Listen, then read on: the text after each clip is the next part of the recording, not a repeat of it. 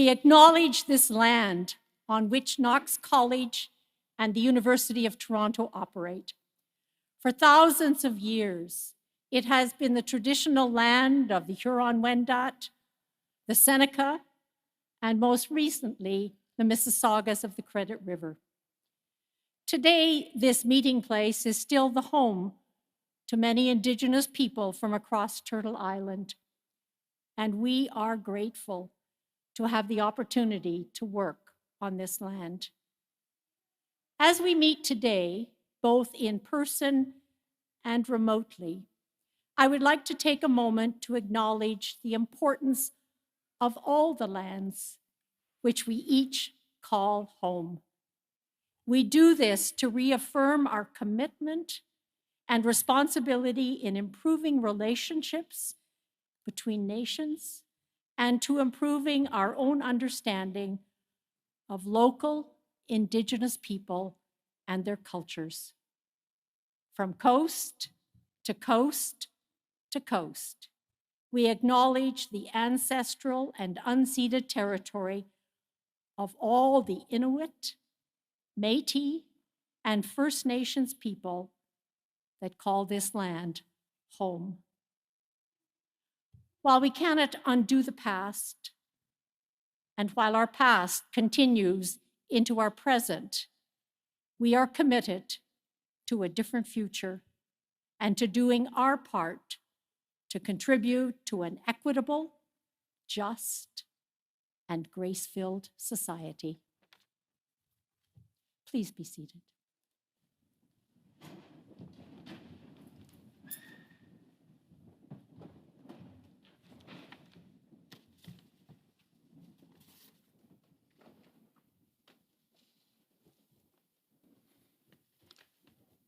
Faithful people, let us pray.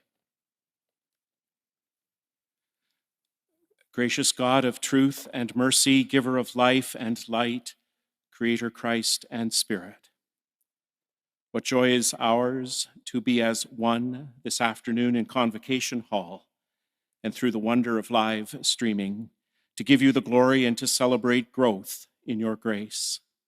We praise and adore you for your presence and care in every season and chapter of our lives. We rejoice in your patient and enduring covenant with us as we faithfully, in kindness and with courage, discern your will, steward your mysteries, lead and learn from the one we follow, and live as your children, loved to love by the power of the resurrection of Jesus Christ. Coming together now to acknowledge the commitment and accomplishment of all graduates of Knox College and all those who helped them along their way, we ask your blessing upon this holy time in worship and in friendship.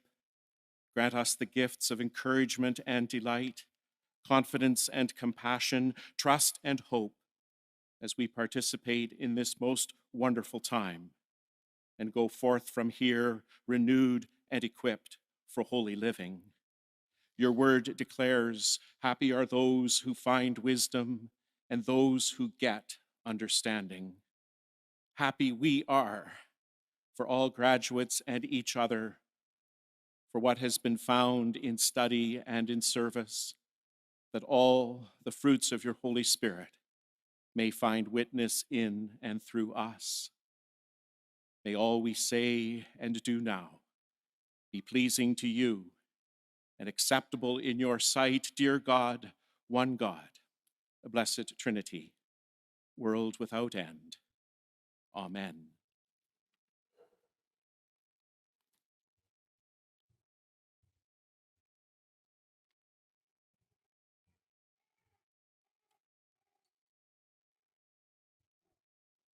Vice Provost, Director of TST, faculty, staff, graduates, families and friends of graduates, ladies and gentlemen, and those joining us virtually. The convocation of any college, seminary, school or university is the highlight of the past academic year. Today we celebrate 179 years of theological education at Knox College and the achievements of the Knox class of 2023. a culturally diverse and gifted group who have completed degrees, certificates, and diplomas. This afternoon, we will confer a total of 54 degrees, diplomas, and certificates, 27 conjoined basic degrees, 6 Master of Divinity, 1 Master of Theological Studies, and 20 Masters of Pastoral Studies degrees, and 5 conjoined graduate degrees, 1 Master of Arts, 1 Master of Theology, 2 Doctor of Theology, and 1 Doctor of Philosophy, 17 certificates of spiritual care and psychotherapy, and 5 diplomas of the college, and 1 Doctorandus Divinitatis honoris causa degree. We have reason to be proud of our college and our students. Since the convocation of our classes of 2020 and 21 were conducted in its entirety via Zoom, and the convocation of our 2022 class was conducted with limited invitations and a commitment to social distancing, we have decided to invite these 3 classes to have their well-deserved walk of glory on the stage in recognition of their achievements and under very difficult circumstances. With this gesture, we want to honor you today. We will also award this afternoon the Willis Memorial Prize to the top graduating Master of Divinity student, previously known as the Gold Medal, and the Matheson Memorial Scholarship to the top graduating Master of Pastoral Studies and Master of Theological Studies student. This has been a refined award. Since this is the first time that this prize and scholarship are awarded using these designations, and this designation and refinement, Professor Christine Mitchell, our academic dean, will say something more about this and the new name when these 2 rewards are conferred. All of this, of course, is only possible through our membership of the Toronto School of Theology and its affiliation with the University of Toronto. Without this membership and affiliation, it would not have been possible for Knox College to offer conjoined courses and award prestigious University of Toronto degrees to our students. I therefore would like to extend a word of thanks to Professor Darren Dias, Executive Director, Toronto School of Theology, and Professor Susan McCain, Vice Provost, Academic Programs and Vice Provost, Innovations and Undergraduate Education, not only for their presence here today, but also for the privilege to be part of the University of Toronto community via the Toronto School of Theology. Thank you. Be assured that we will always cherish and foster this relationship, and today again commit ourselves to work with the other colleges to make the Toronto School of Theology and the University of Toronto institutions of excellence in the study of theology, religion, and related disciplines. I also wish to thank the faculty and staff of the other colleges, the principals present here today, and the TST Darren office for their support of Knox academic mission. The achievements of our graduates also wouldn't have been possible without the contribution and dedication of Knox College's faculty and staff.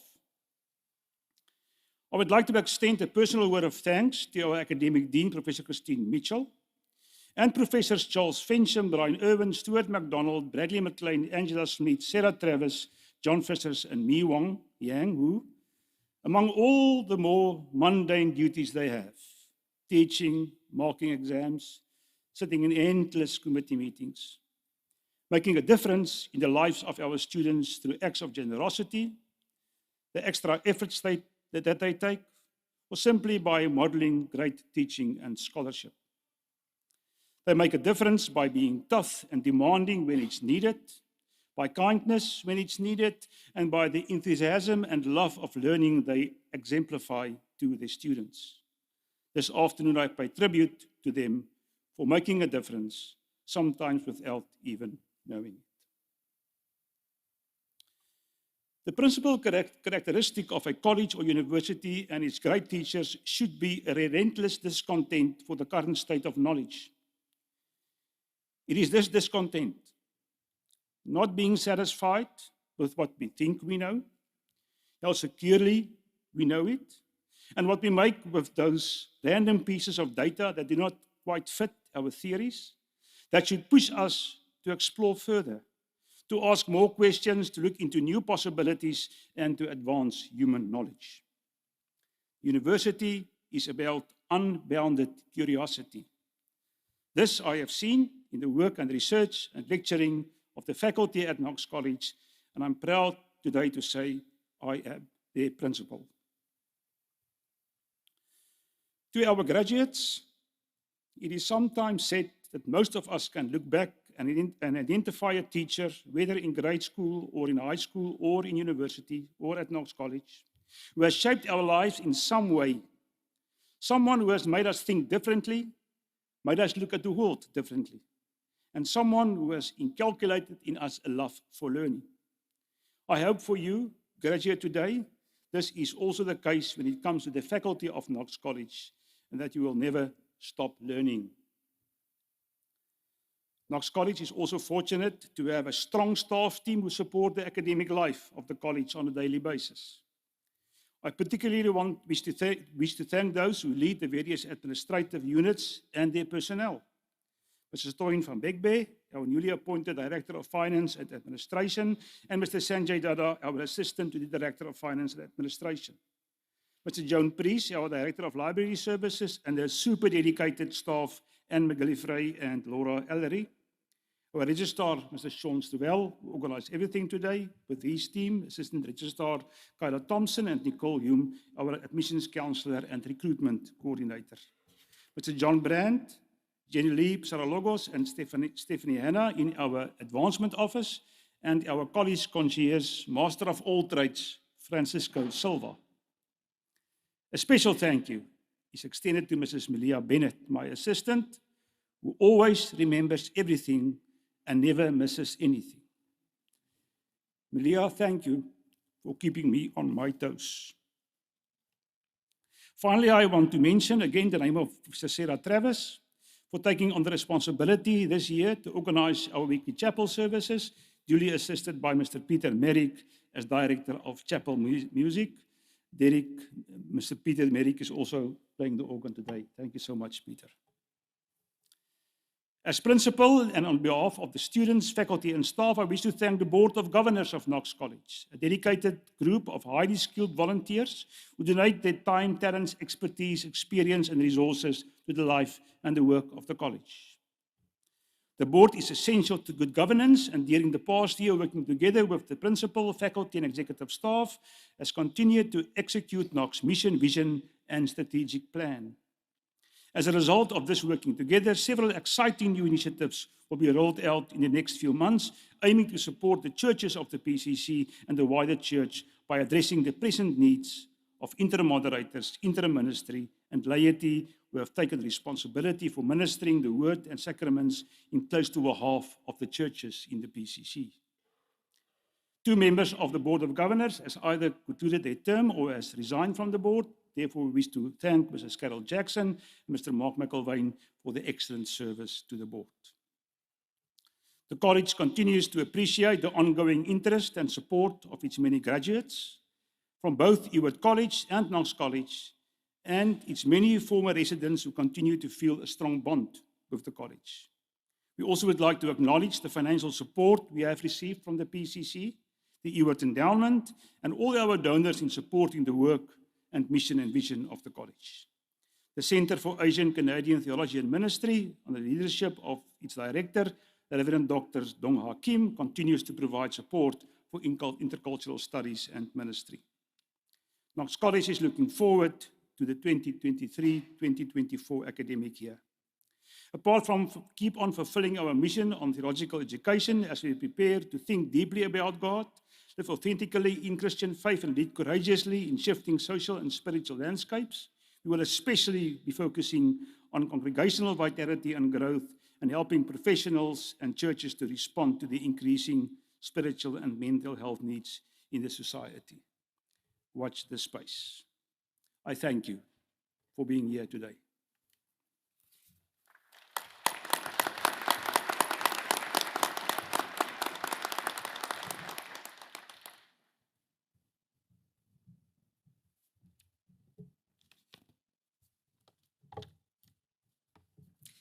Principal Van Eck, Principal Emerita Gordon, Reverend Summers, Elder Ransom, and members of the clergy, the graduating class, faculty, staff members, alumni, and assembled guests.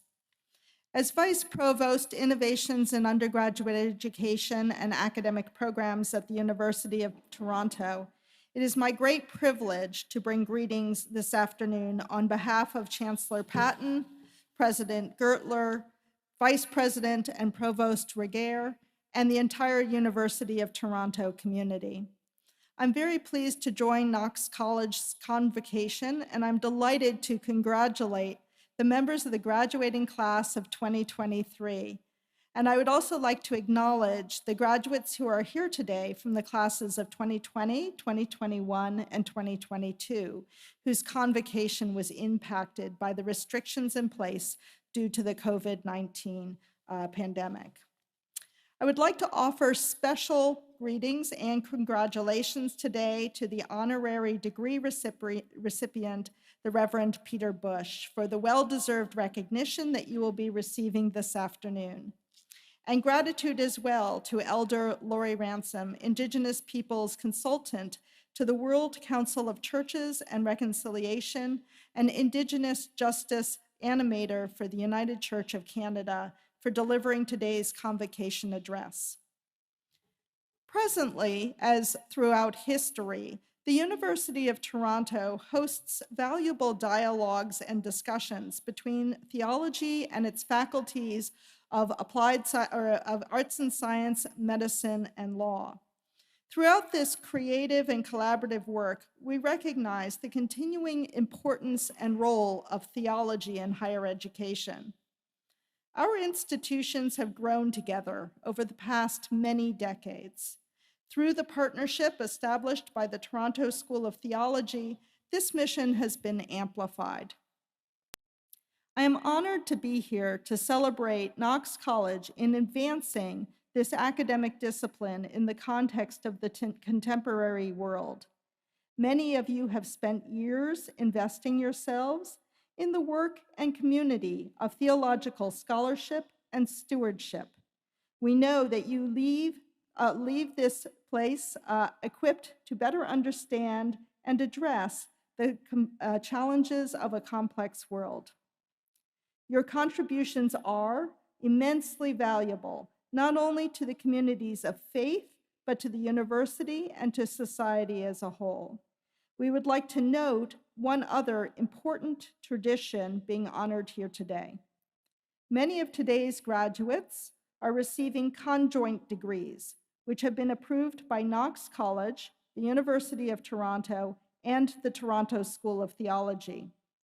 Conjoint degree recipients have the privilege of claiming membership in the alumni communities of both Knox College and the University of Toronto. Both are institutions that honor and maintain their relationship to practice and tradition. To everyone graduating and being honored here today, on behalf of the University of Toronto, congratulations. You are receiving your degrees and denominational requirements based on hard work and perseverance that you have put into this. You should be exceptionally proud to look back on this very significant milestone in your lives. I wish you very much fulfillment and joy as you move on to write the next chapters of your lives. Congratulations.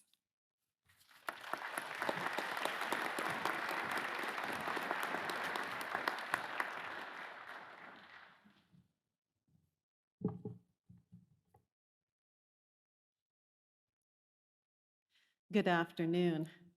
Our first business today is to award 2 awards to our top graduating students. The Willis Memorial Prize is the successor to the gold medal. It was created this year and is being awarded for the first time at this convocation. It is awarded annually to the student graduating with the Master of Divinity degree with the highest cumulative grade point average.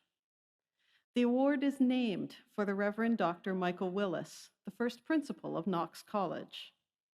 Reverend Dr. Willis was appointed Professor of Theology at Knox in 1847 and served as principal from 1857 to 1870.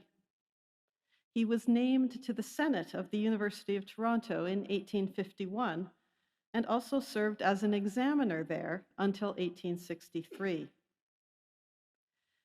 Reverend Dr. Willis was an abolitionist, and he was the first and only president of the Anti-Slavery Society of Canada, founded in 1851, and he was involved with the Underground Railway at the northern terminus. He also defended the rights of Jews to carry on business in Toronto, earning himself the displeasure of some prominent Presbyterian clergy in the city.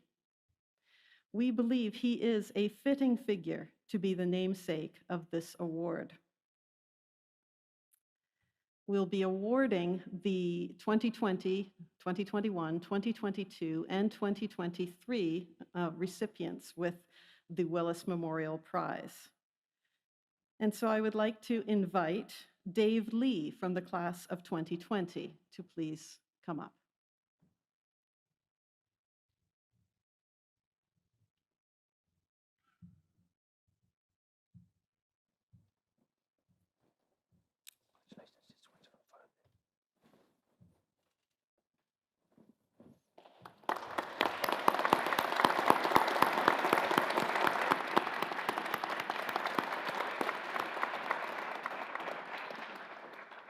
From the class of 2021, Joshua He.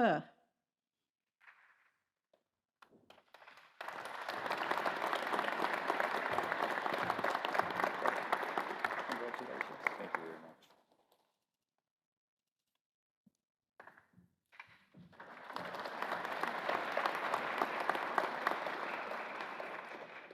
From the class of 2022, Brett Main.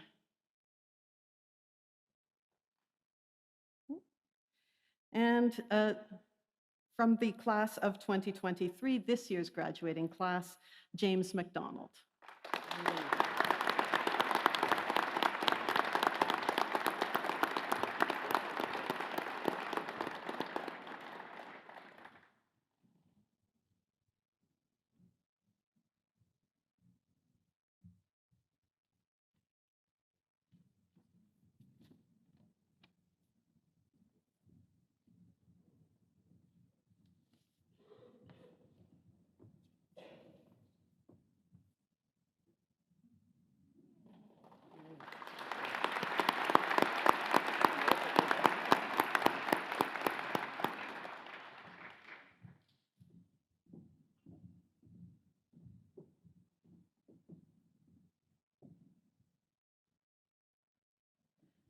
The Mathewson Memorial Scholarship is awarded annually to the student graduating from one of our two-year degree programs, the Master of Theological Studies or the Master of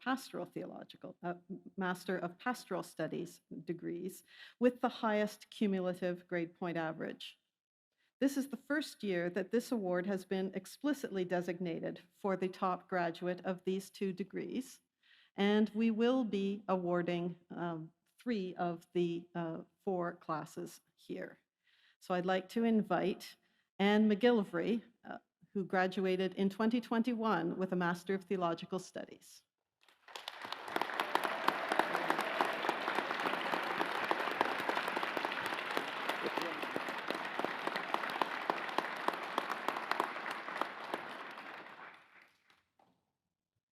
And from the class of 2022, Jonathan Obara, also a Master of Theological Studies degree recipient.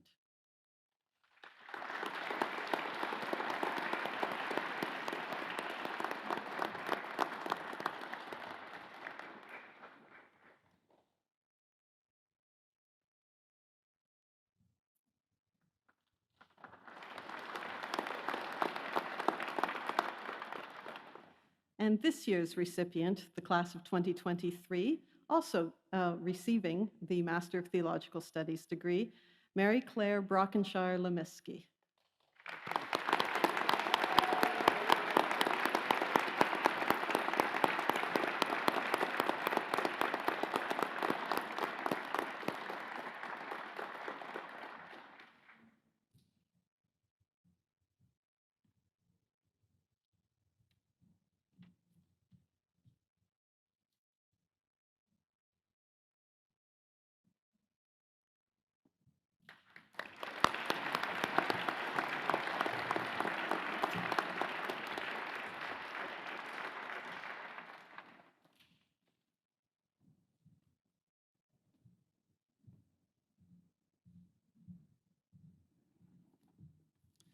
Thank you, Christine. It is my privilege to introduce to you our speaker today, Lori Ransom. Lori Ransom, an ordained elder of the Presbyterian Church in Canada, has worked in support of Canada's Indigenous peoples throughout her career. In 2017, Lori was appointed as the first Healing and Reconciliation Program Animator for the United Church of Canada, and recently she was also appointed as Indigenous Peoples Consultant to the World Council of Churches. As Reconciliation and Indigenous Justice Animator, Lori is responsible for designing and implementing activities to advance the United Church of Canada's commitments to overcome the legacy of the Church's involvement in residential schools and to implement the United Nations Declaration on the Rights of Indigenous Peoples and the Truth and Reconciliation Commission of Canada's call to action. And as Indigenous Peoples Consultant to the WCC, she is inter alia responsible for developing a framework for the next phase of the Ecumenical Indigenous Peoples Network and the mapping out of the key strategies for the WCC Indigenous Peoples work arising from the WCC's 11th Assembly. And if she's not busy enough already, she served in 2021 as the Interim Executive Director of Kairos, Canadian Ecumenical Justice Initiatives. I wonder when she sleeps. Lori's understanding of the issues of importance to Indigenous peoples and the policies which affect Indigenous peoples and communities started as early as 1987, when she, from 1987 to 1995, held several positions in the Federal Department of Aboriginal Affairs and Northern Development in the sectors of intergovernmental relations, executive services and communications, parliamentary relations, and research land claims funding. From 1995 to 2005, she held the position of Director, Executive Services and Communications, Ontario Region, Indigenous Affairs and Northern Development, Canada, being responsible for the delivery of communications and support services to the Minister and Deputy Head of Aboriginal Affairs and Northern Development. During these 10 years, she also simultaneously held the positions of Assistant Director, Human Resources, Ontario Region, and Assistant Director in the Intergovernmental Affairs, South Ontario Region, Indigenous Affairs and Northern Development, Canada. In 2006, she was appointed as Healing and Reconciliation Animator of the Presbyterian Church in Canada, designing and implementing a plan of activities to further the aims and objectives of the Healing and Reconciliation Initiative. 5 years later, in 2011, she became the Senior Advisor, Church Relations for the Truth and Reconciliation Commission of Canada, and in the period 2016 to 2017, she held the position of Advisor, Federal Schools, Ontario Region, Indigenous Affairs and Northern Development, Canada. This is a mouthful. And from this, we understand why Lori was the obvious choice to be appointed as the first Healing and Reconciliation Program Animator for the United Church of Canada in 2017, and as recent as 2023, the Indigenous Peoples Consultant to the World Council of Churches. She has published 3 academic articles, co-authored 2 chapters in 2 different publications, and her passions include classical music, opera, theater, ballet, art, film, books, museums, and travel. Where she finds time for this, I do not know. Lori, today, Knox College honors you for 35 years of service in Indigenous affairs in Canada. And we are looking forward to your address titled Reconciliation, Spiritual Violence, and the Mystery of Indigenous Christians. Ladies and gentlemen, Lori Ransom is in the house.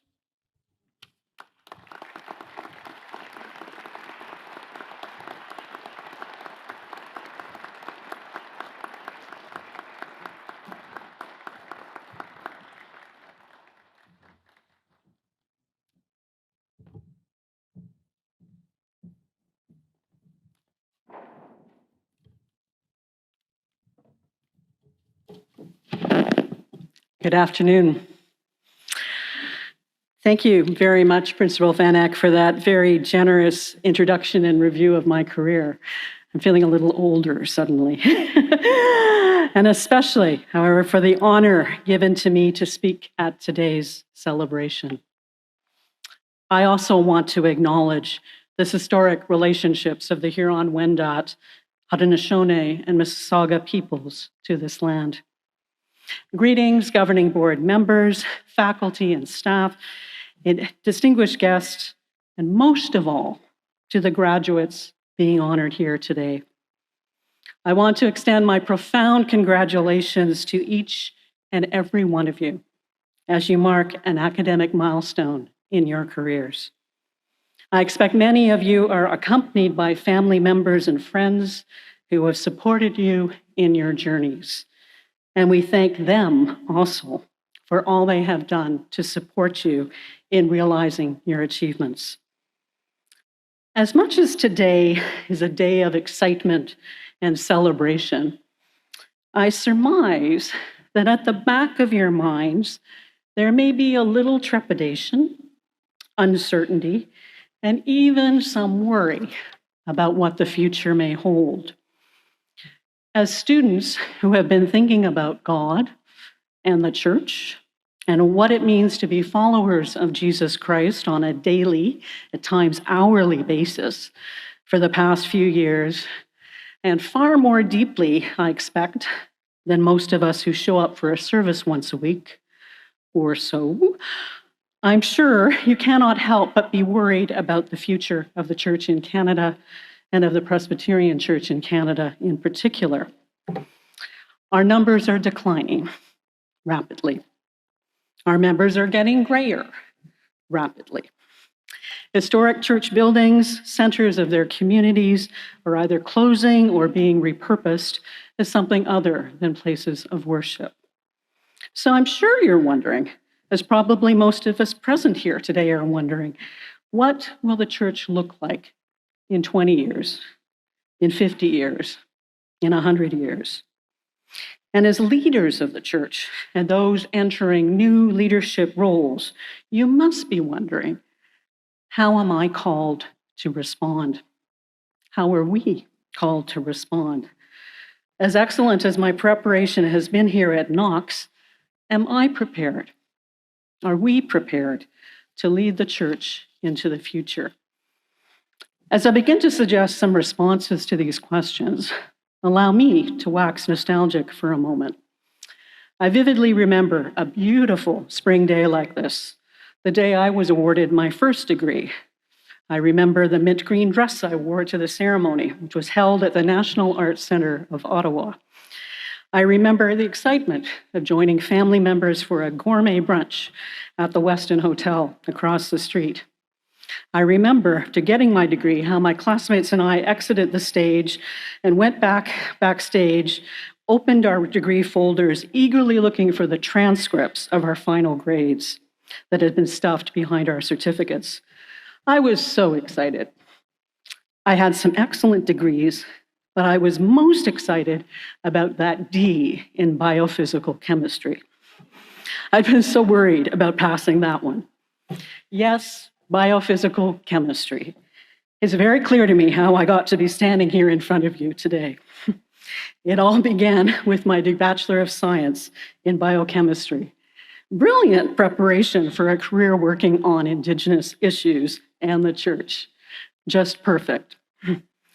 You perhaps are getting my first point. That as new graduates, you may think you have some idea about where the degree you have been awarded today is going to lead you. But as students of theology, you will also know that Creator may have other plans for you. Perhaps one of the most important skills I developed as a scientist was the ability to remain open-minded, to never assume that the results of an experiment, even countless experiments, could not still be faulty at some level and subject to correction, subject to new revelations, if you will, future discoveries that enlighten our understanding in ways as yet unimagined by the scientists in our day and age. In other words, curiously, as a student of science, You could say I learned to be open to the movement of the Spirit in my life. This has certainly been reinforced in later years with encounters with other Christians, particularly those from more evangelical churches who look for evidence. Now, there's a scientific word, evidence of the Spirit at work in their encounters with others, and of what the Spirit is telling them as they seek to answer profound theological questions. It has also been reinforced by my time spent among Indigenous peoples. Spirit language is certainly familiar to Indigenous peoples. In my experience, they have a much more developed appreciation for the mysteries of the universe and of the created world than do many 21st century Westerners. Indigenous peoples accept that mystery remains at the heart of creation.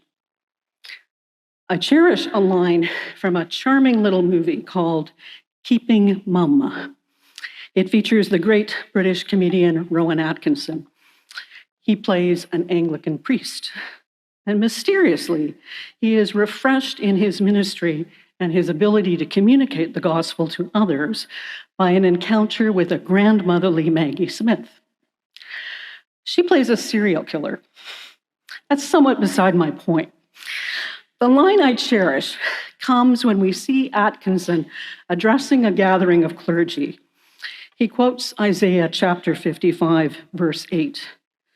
"For my thoughts are not your thoughts, nor are your ways my ways." Atkinson explains that what God is really saying here is, I'm a mystery. Live with it. God, Creator, Spirit is mystery. And I wonder if in answering questions about the future, we should do what has become somewhat fashionable in our postmodern day and age, and that is to do some unlearning where God is concerned. Unlearning, perhaps a dangerous concept for a university crowd. By unlearning, I wonder if we've developed too comfortable a sense that we understand God. Perhaps our centuries spent in excellent places of learning, such as Knox, has led us to forget that ultimately God is still a mystery, and we must deal with it. Perhaps, like Indigenous peoples, we should allow ourselves to redevelop a more acute sense of our relationship with God as the great mystery, a more humble awareness of our place in the cosmos as one of God's many creations. Perhaps this would more clearly orient us in the work we are called to do as the church, our work of reconciliation. After many years in the pews, I found myself rather startled in 2006, the year I first began to be paid for my work in the church, to read that reconciliation is what the gospel is about. At the time, I was gifted with a book written by someone I suspect Principal Van Eck knows, the South African theologian John de Grootje. In his book, very clearly titled Reconciliation, de Grootje included what I have come to think of as a remarkably accurate summation of what the gospel is about, saying it's about reconciliation. It's about reconciliation with God, it's about reconciliation with other people, and it's about reconciliation with creation. Not bad. If the God is indeed a call to reconciliation, it would seem that part of our response to being the church of the future has to be to consider the quality of our relationships with others, all peoples, everywhere, and the quality of our relationship with the environment. I know I'm hardly the first person to suggest that we focus our efforts fulsomely to live into our central gospel calling, to leave our gifts at the altar and go and first be reconciled to our brothers and sisters, including our brothers and sisters in the natural world, the birds, the animals, the plants, the fish, the waters, the land, the air, and truly take steps to repair what has gone wrong. We may yet witness to Christ in ways that attract the attention of the very many people in our country and around the world who wonder what relevance the church has to their lives and the challenges we are experiencing. This deep reckoning with the task of reconciliation, I suggest, includes some deep theological wrestling with the diversity of human spirituality and how we treat and have been treated individuals who follow different spiritual paths, not least among them Indigenous peoples. Think of what Indigenous peoples have experienced. Those of you who have participated in the Kairos blanket exercise know the story. Remember how we walk on the blankets, representing the hundreds of millions of Indigenous peoples who lived and thrived in the Americas for centuries before European contact. How that contact led to disease, to war, to displacement of communities to remote, unfamiliar lands, and ultimately to the decimation of those millions of Indigenous peoples. Then on to the genocidal attack on Indigenous identity in residential schools, and to ongoing discrimination and racism up to the present. It is not so long ago that many people in Canada said that they expected Indigenous peoples would die out or be assimilated into the body politic, become indistinguishable from everyone else. However, Indigenous peoples never said this or worried about becoming extinct or assimilated. They have trusted in their Cree, Inuit, Mi'kmaq, Algonquin, Métis, Coast Salish, Innu, Ojibwe birthrights, and looked with hope towards their future, raising their children as best they can in their traditions, even in the face of a society that until recently was hostile to them. And while their numbers are smaller than they used to be, while they no longer have complete control over what happens on their lands, and while their place as the only peoples who lived in this continent, as the people who lived in this continent has vanished for good, there's no question Indigenous peoples have a future, and a bright future. It's important for us, I suggest, to also remember that the spiritual violence we need to reconcile with does not stop with Indigenous peoples. Looking around at our increasingly pluralistic society, I wonder what violence from our historical relationships with our Muslim, Jewish, Sikh, Hindu, Shinto, and other neighbors demands attention from us as people of God in order to restore right relationships. We are learning. I see many signs of hope, not least in the Presbyterian Church in Canada's recent reckoning with how it has treated the Two-Spirit and LGBT community. And I know much more needs to be done to reconcile with the harm done to members of that community. There is no shortage of reconciliation work for the people of God as we consider our future as the church. Are we equipped to meet the challenge? Here's where trust in what is mysterious and unknowable becomes so important. For me, one of the most significant signs of the enduring power of the Christian message is visible in the faces of Indigenous peoples the world over who call themselves Christian. As I've noted, many of these Indigenous Christians, especially in Canada, have had sustained experience of racism and violence as a direct result of their contact with other Christians. And yet, the Christian message has resonated positively with them. And they've not only held on to what they have been taught, but they are working actively to carry the Christian message forward and build new kinds of Christian Indigenous ministries. Are we not astonished that this should be so? Is this not a mystery? And is it not astonishing that Indigenous peoples are trying to find new ways of being Christian after centuries of outright attack on their indigeneity at a time when the church itself seems to be in incline, and therefore there would seem to be no reason for them to carry on in the church? Remarkably, I don't hear these Indigenous Christians worrying that much about the future of the church. They're concerned about the present, the well-being of their communities, the need for healing, and above all, for their children's future. Perhaps it is a direct result of their never having existed at the centers of power in the church. Their church communities are small and no more likely to grow than other churches, but they're carrying on and wonderfully experimenting with new ways of being the church. There's a growing movement among Indigenous Christians to claim leadership of new forms of Christian community, often drawing from Indigenous cultural and spiritual traditions, and sometimes by outright rejection of almost all the language and forms of what we would recognize as church. I think, for example, of the ministry led by the Reverend Mary Fontaine, soon to be installed as moderator of the Presbyterian Church in Canada. Mary's Hummingbird Ministries is a ministry conducted in circles, sharing circles, healing circles, and teaching circles. It places emphasis on healing through the arts. And Mary has had success bringing her Prairie Cree traditional teachings to the Coast Salish peoples of the Lower Mainland of British Columbia. Daring, risky, experimental, yet faithful, preaching reconciliation with others and with creation. I also think of Terry LeBlanc and the leaders of the North American Institute for Indigenous Theological Studies, creating what amounts to a new Indigenous Christian seminary,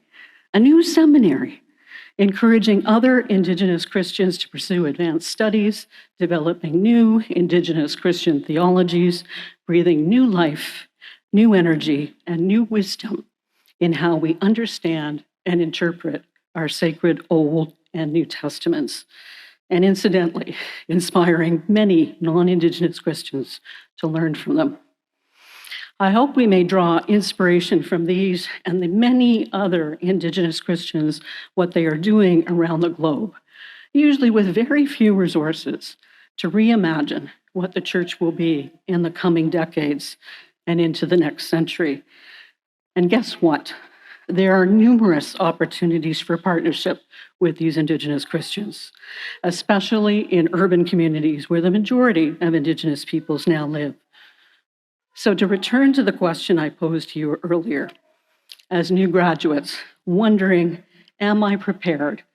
Are we prepared to lead the church into the future? As someone who is a member of a First Nation community in Canada, and who has worked among Indigenous peoples from the time I concluded my biochemistry training, my sense is that we are prepared.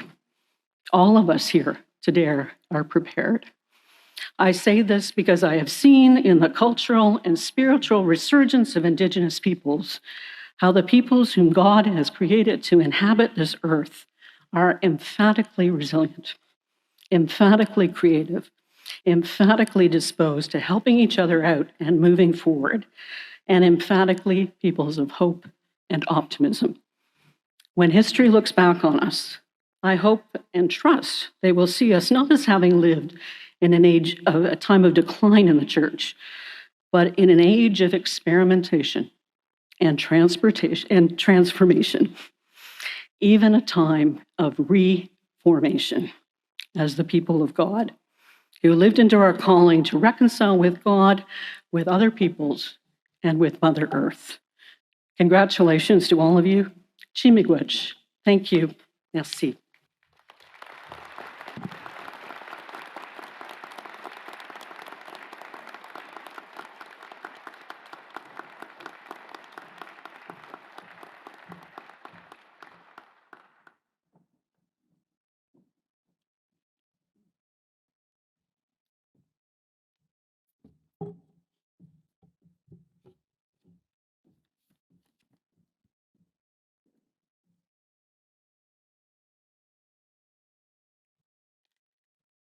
Principal Van Eck, I present to you the candidates for the conferral of the degree Master of Divinity.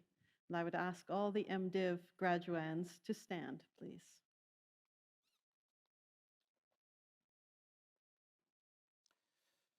By the authority of the Governing Board of Knox College and University of Toronto, you are hereby admitted to the degree Master of Divinity. You may be seated. Principal Van Eck, I present to you those students who completed the program requirements of the Master of Divinity and the denominational requirements of the Diploma of the College. Allison Jennifer Agnew.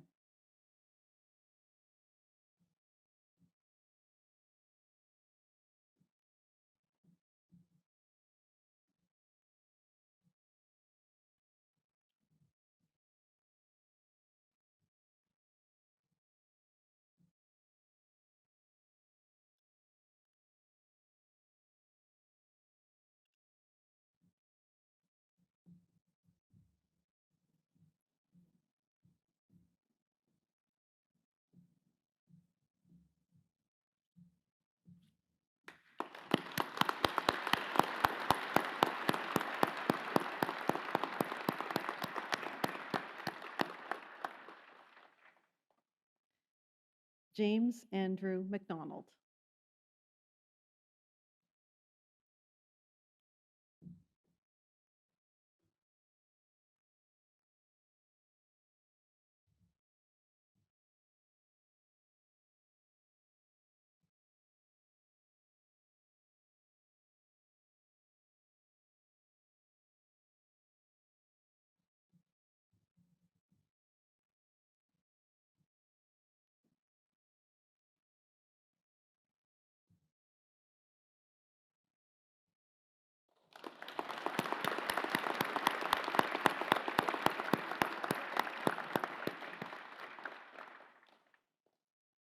Yunjai James Park.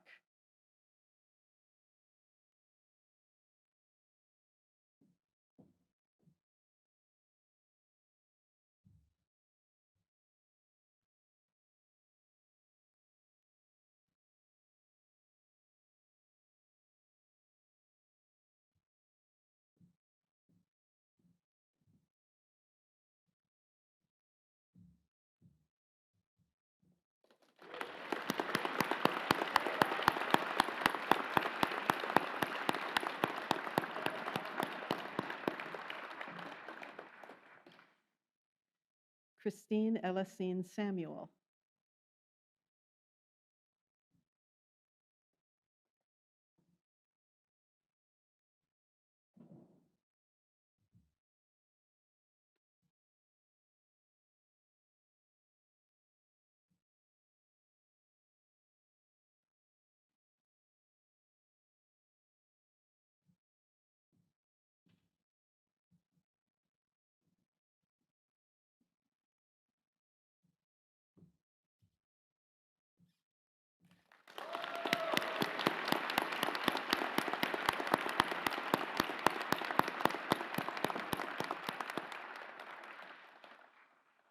And Matthew Paul Vazzari in absentia.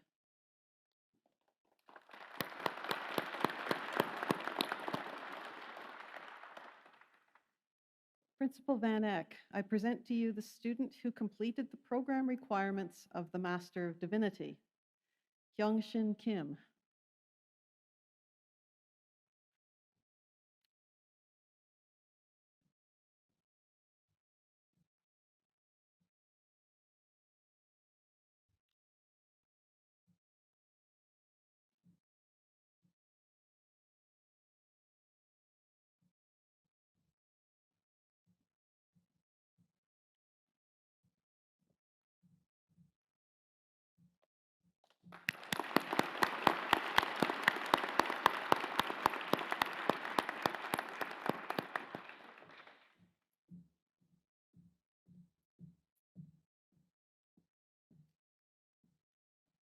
Principal Van Eck, I present to you the candidate for the conferral of the degree Master of Theological Studies. And if I could ask you to rise, please.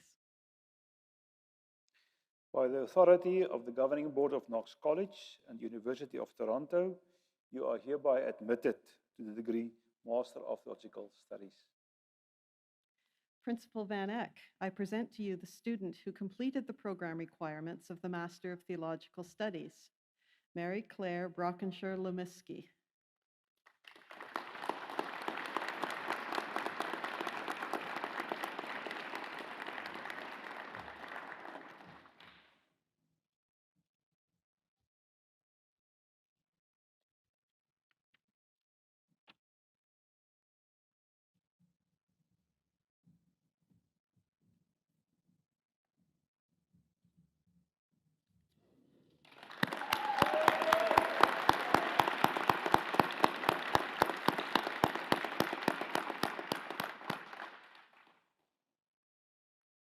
Principal Van Eck, I present to you the candidates for the conferral of the degree Master of Pastoral Studies. If I could ask all of the MPS graduands to stand, please.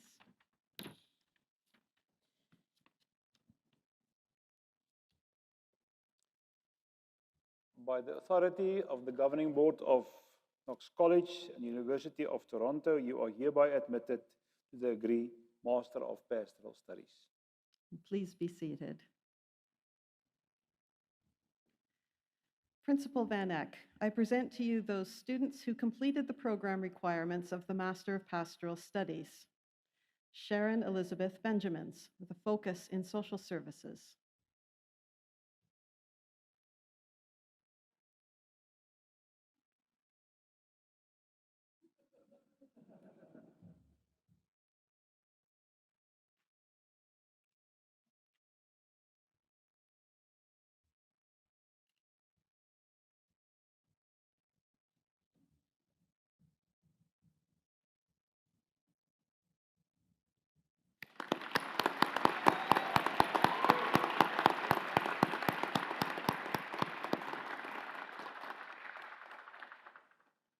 Stephen Andrew Boos, with a focus in spiritual care.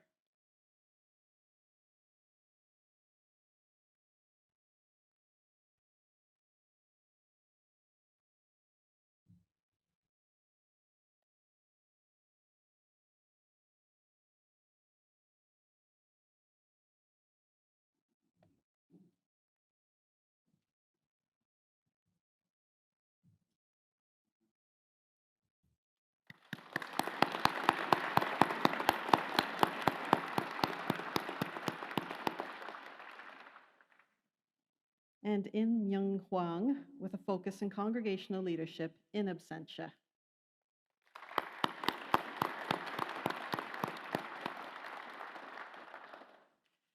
Principal Van Eck, I present to you those students who completed the program requirements of the Master of Pastoral Studies degree and the Spiritual Care and Psychotherapy certificate. Edwin Barclay Anderson.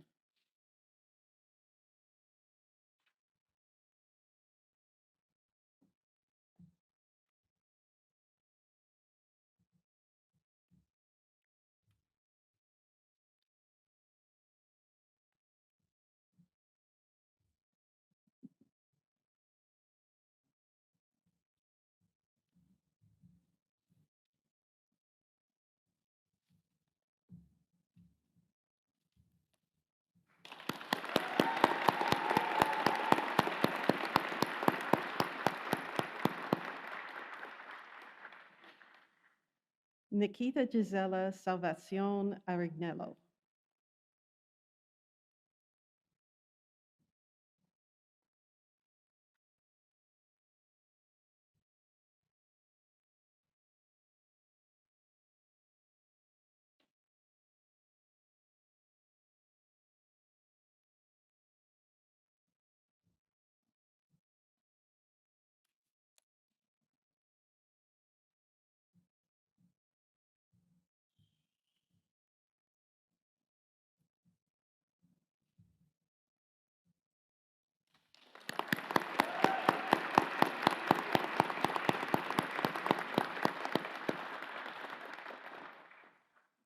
Tyler Borg.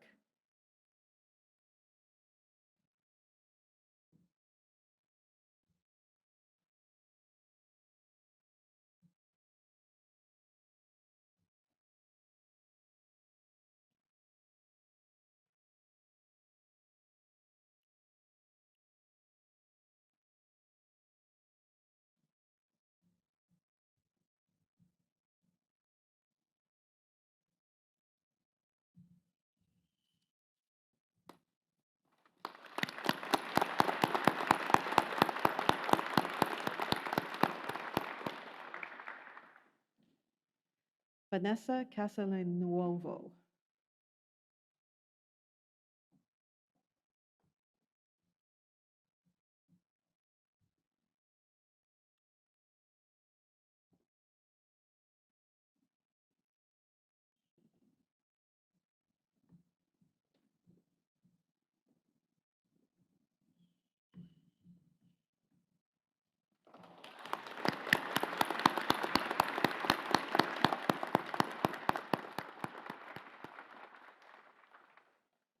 Nicholas Corrado.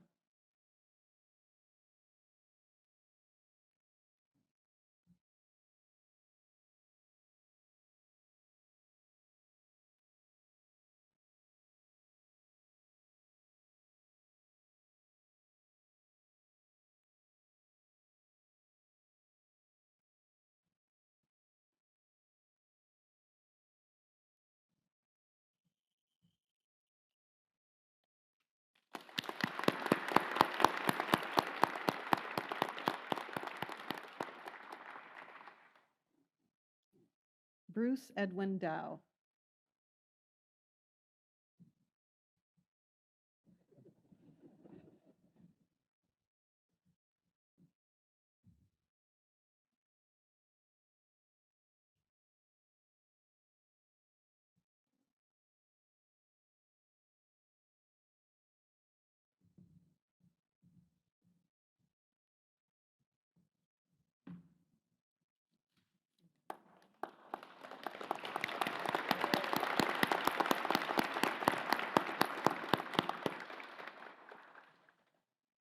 Zachary Alexander Hare in absentia.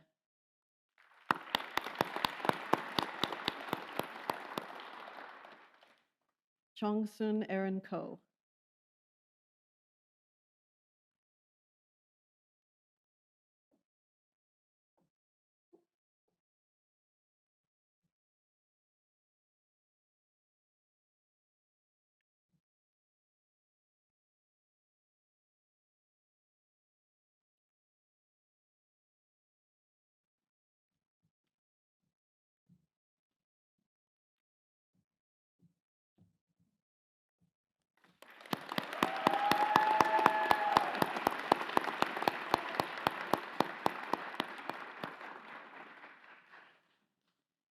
Anne Komaneski.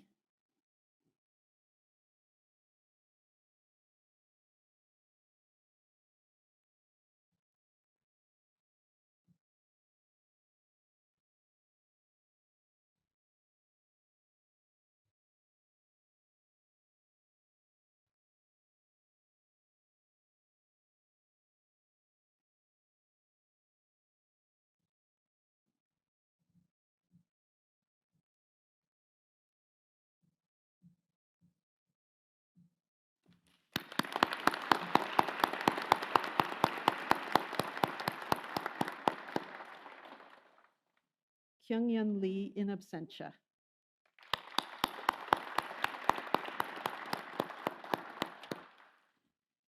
Megan Julia Mutu.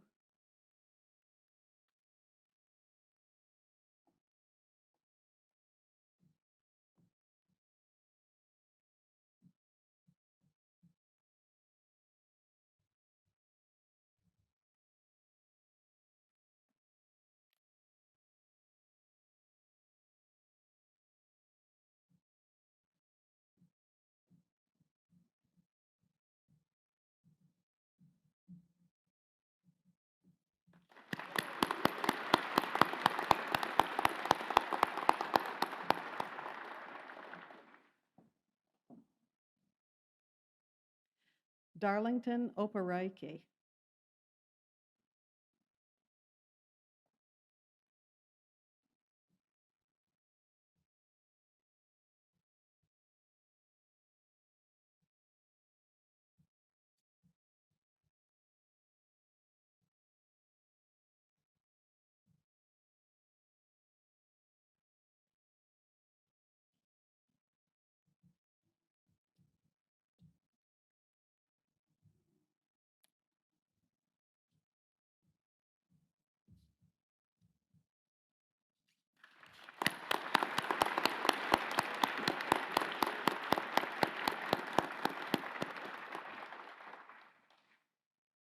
Mark Paci in absentia.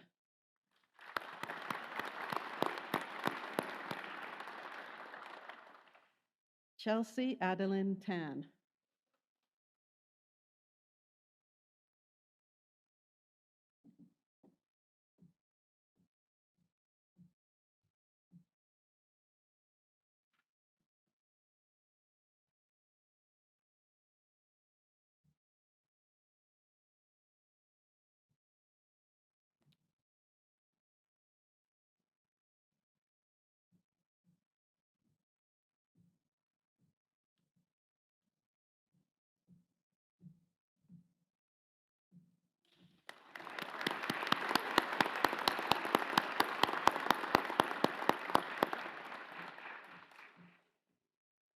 Sani Yuat San Tang in absentia.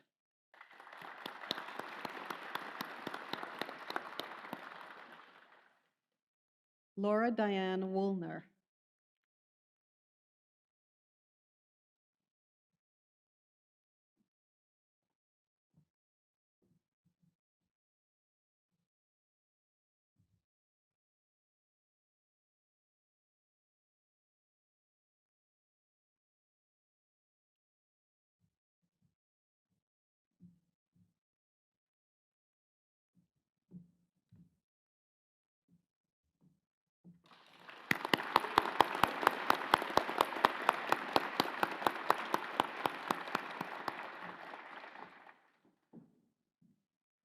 And Zoe Jiyi Zhao.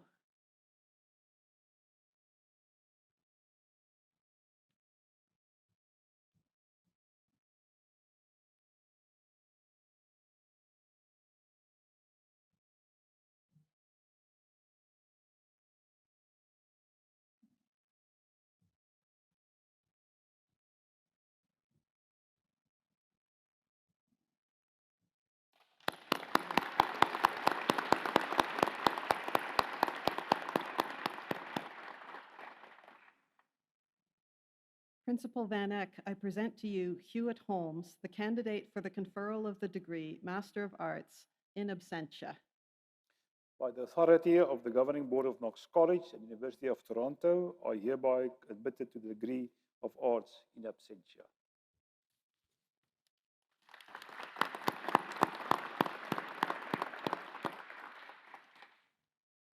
Principal Van Eck, I present to you the candidate for the conferral of the degree Master of Theology in absentia, Monica Barecci Farkas.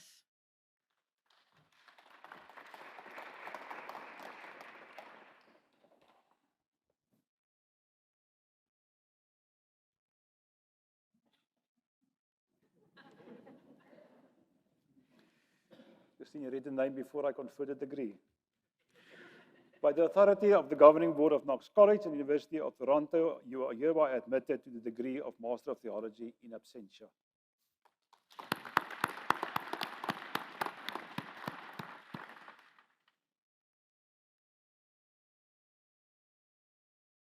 Principal Van Eck, I present to you the graduates for the conferral of the degree Doctor of Theology. May I ask the THD graduand to stand, please? By the authority of the Governing Board of Knox College and University of Toronto, you are hereby admitted to the degree Doctor of Theology. You may be seated. Principal Van Eck, I present to you those students who completed the program requirements of the Doctor of Theology. Youngjung Choi, who presented a thesis titled, Always Remember Your Baptism, the Significance of John Calvin's Baptismal Spirituality for Presbyterian Churches in Korea.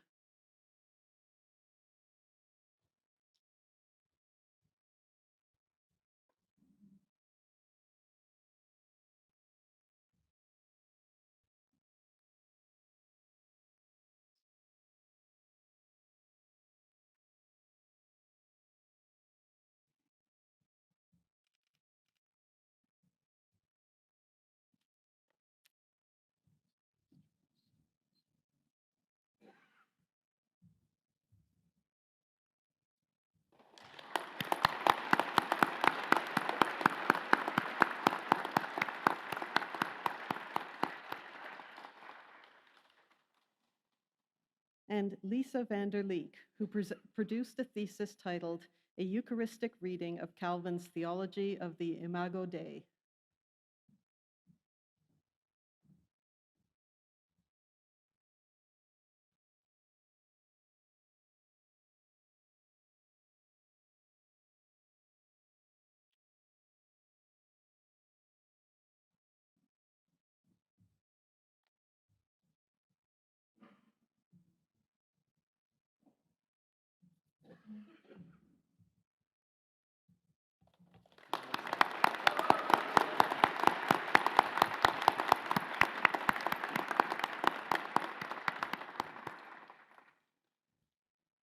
Principal Van Eck, having produced a thesis titled Developing Place-Bound Answerability Towards Just Intercultural Christian Education for a Multicultural Society, I present to you Hee-Jin Choi, the candidate for the conferral of the degree Doctor of Philosophy in absentia.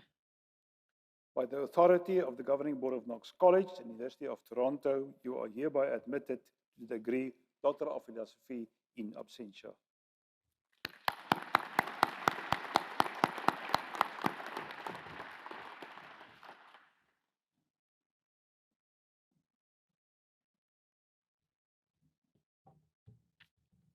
We're now at that part of the program where we're going to acknowledge those who graduated in those pandemic years. Principal Van Eck, Director Diaz, Vice Provost McCann. To say that we had no time to think about it would be an understatement.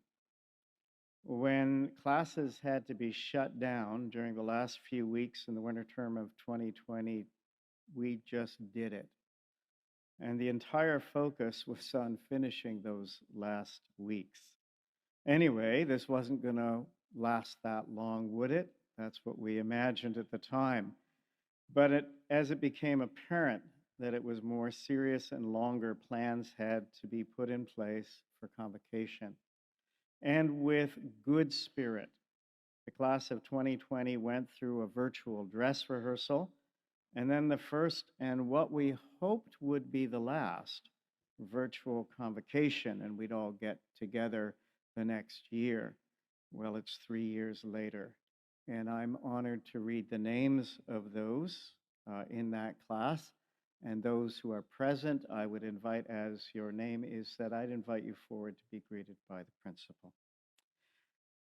For the Master of Divinity degree and diploma of the college, Chad Walter Dennis Bolton. Jauk Paul Koo.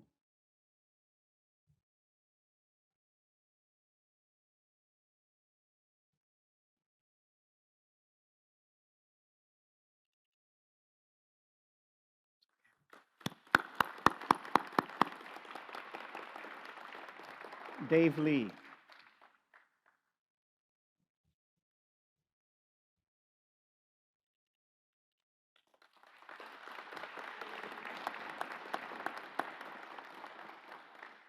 Mary Pik Chun Lee, Edward Juman Yu. For the Master of Divinity degree and the General Assembly certificate, Deborah Ann Rolls. The Master of Divinity degree, Ha Na Rosalind Na. And the Master of Theological Studies degree, Im Hyung Wang.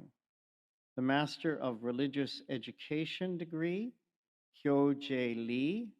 The Master of Pastoral Studies degree, Angelica Atkins, Tyler Scriven, Hong Fang Wang. The Master of Pastoral Study degree and Spiritual Care and Psychotherapy certificate, Susie Soo-Young Choi.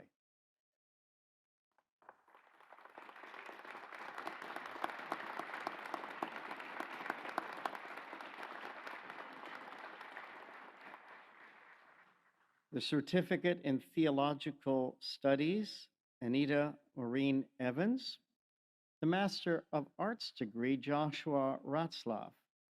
The Master of Theology degree, Songpo Kam.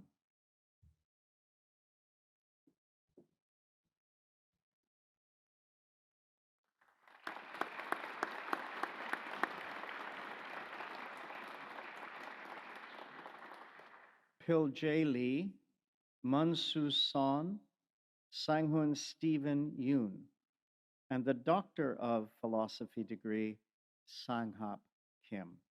That was the class of 2020.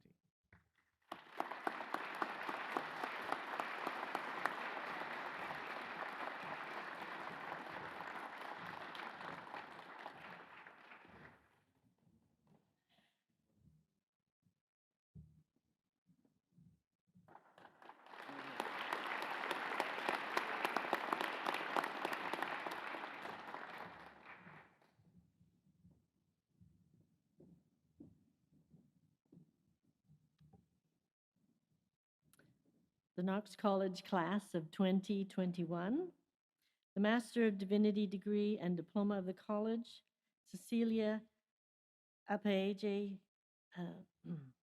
Apaeje, Candace Leah Shavana Bahadur, Gerald Leo Gallant, Mark Otang. The Master of Divinity degree and the General Assembly certificate, Thomas S. Mason. The Master of Divinity degree, Inku Anthony Cho, Joshua Ha.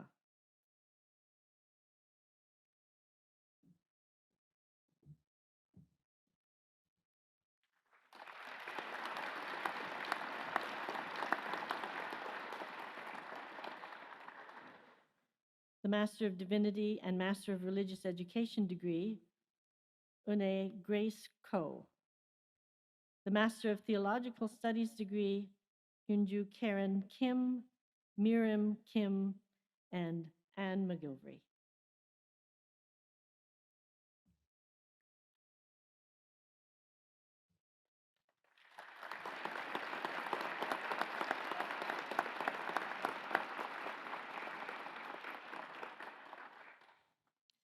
The Master of Pastoral Studies degree and Spiritual Care and Psychotherapy certificate, Grace Can Chung, Loris de Florio de la Colinière, Jessica Teresa Jinju, David Michael Ramkalawan, Clement Thao Hao Shim,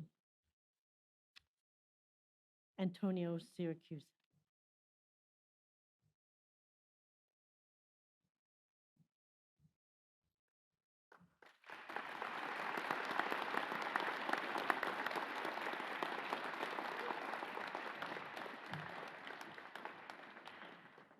Perry Ho-Fi So, Jonathan Brendan Zarb. The Master of Arts degree, Dongjin Park. Master of Theology degree, Connie Jane Vissers. The Doctor of Ministry degree, Jonathan Mark Schmidt. And the Doctor of Philosophy degree, Hyunjun David Bay and Sarah Yu Han.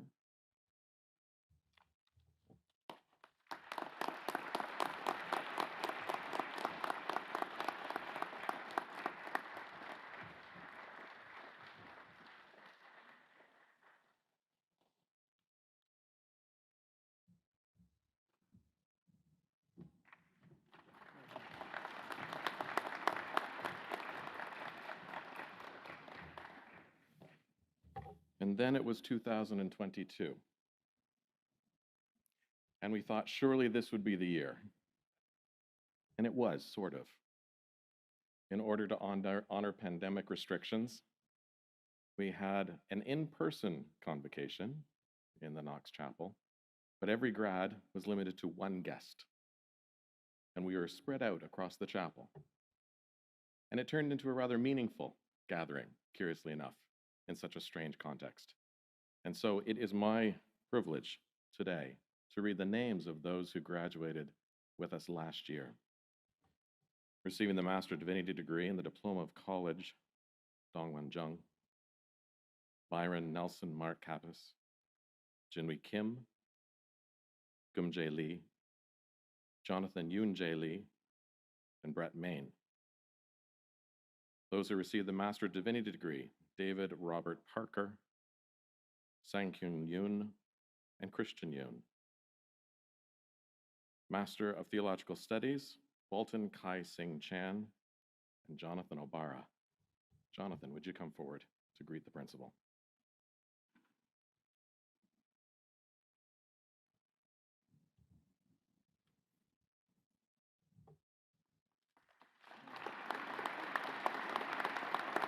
Stand up. 2022 was the first conferral of a student who completed the certificate in theological studies. And that was Sonia Brule. The Master of Pastoral Studies degree, John Ho Chang. John David Lindsay.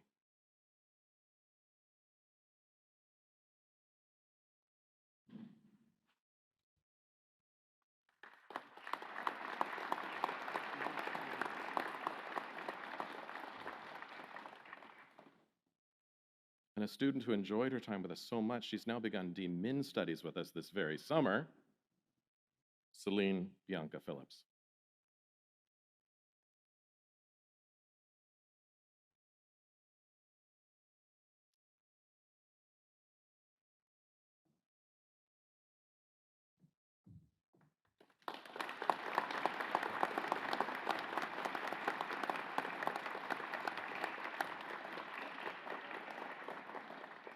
Graduates of the Master of Pastoral Studies degree and the Spiritual Care and Psychotherapy certificate, Chinyelo Nikemakonam Ambango, Michael Douglas Burns, Sun Young Sunny Choi, Bonnie Garke Lam, Susan Punamashaben, Oshola Jonathan Oladipe.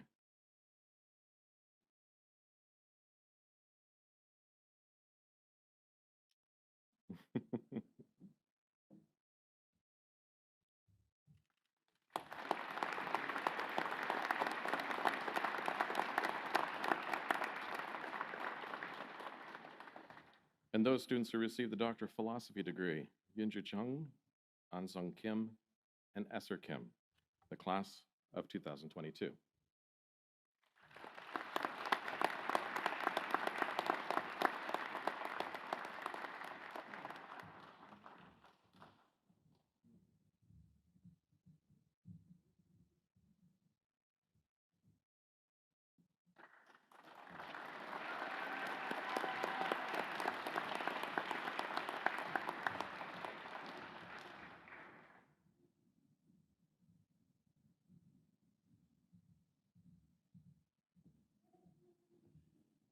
It is at this point in the convocation that we recognize Knox College students who have completed doctoral studies awarded at the University of St. Michael's College. In November 2019, Junhee Lee, Glenn McCullough, Taekji Hwan. November 2020, Hyunho Shin. November 2021, Moon Jung Choi and Daehee Kim. And finally, in November 2022, Dakwon Choi, whose thesis was entitled A Comparative Study in the Pneumatology of John Wesley and Jürgen Multmann, Implication of the Cosmic Hope in the Holy Spirit.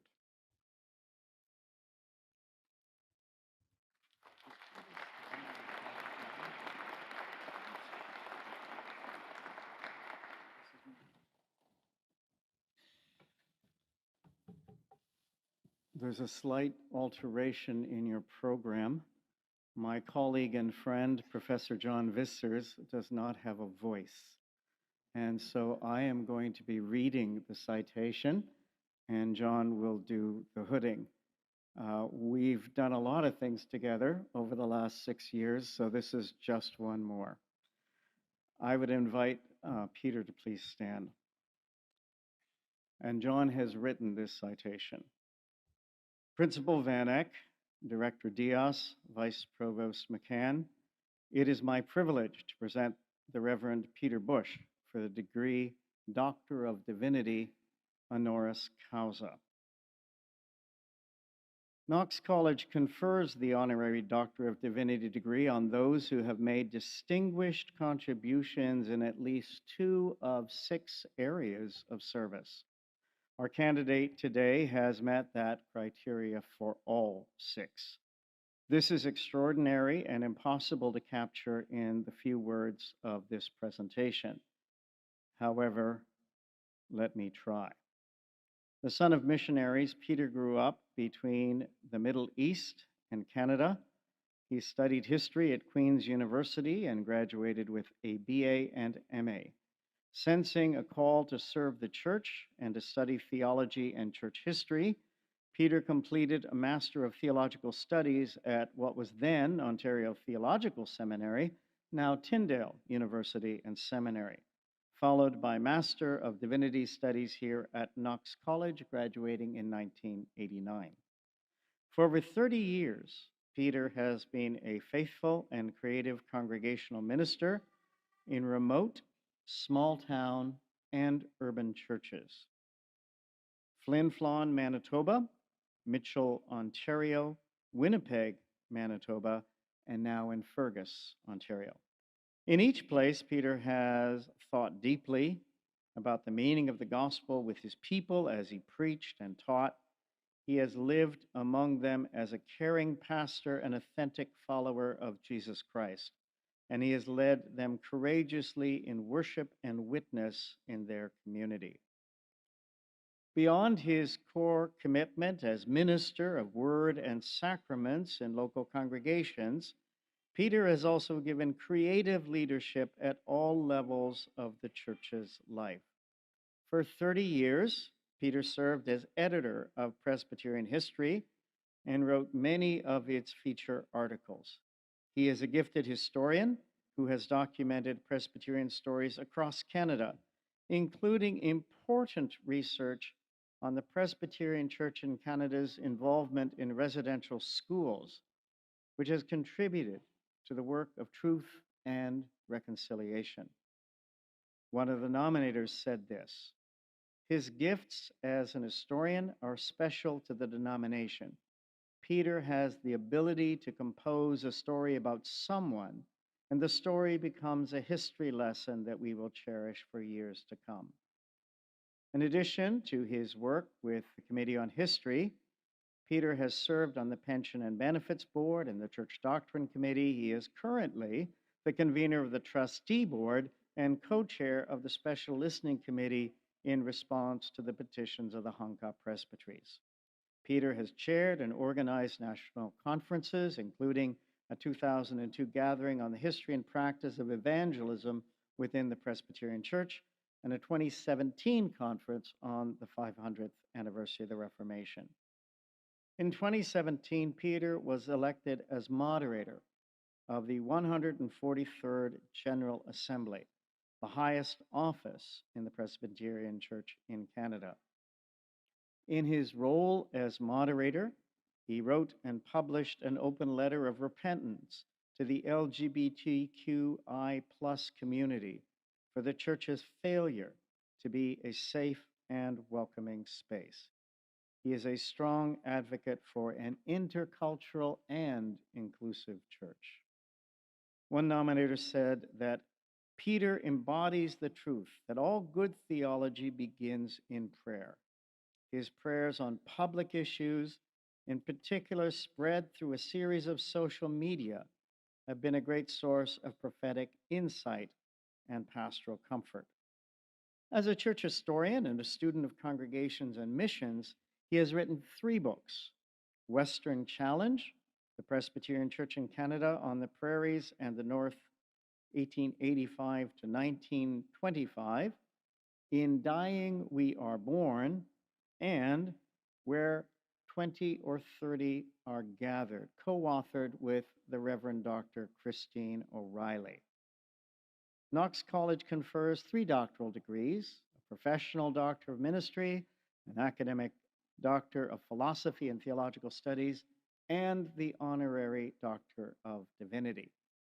As the author of numerous articles and books, academic, professional, and popular, Peter could have qualified for any of Knox's doctoral degrees had he wished to.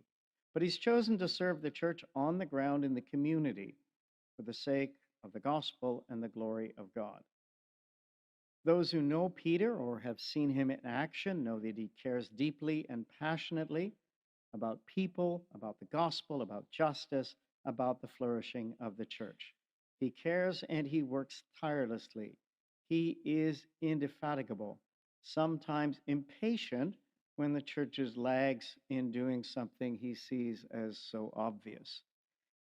Peter has been married to Debbie Sutherland Bush for 34 years, and together they have one son, Nathan. Peter would be the first to admit that the work that has been accomplished in ministry over these years has been done together in partnership. For his contribution to pastoral ministry, to scholarly work in the service of the church and academy, to the Presbyterian Church at all its levels, and to the community.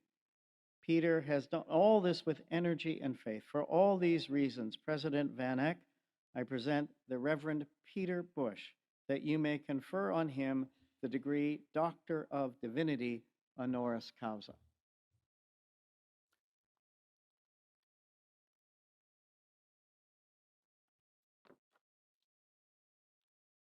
Authority of the Governing Board of Knox College and the University of Toronto, you are hereby admitted to the degree Doctorus Divinitatis honoris causa.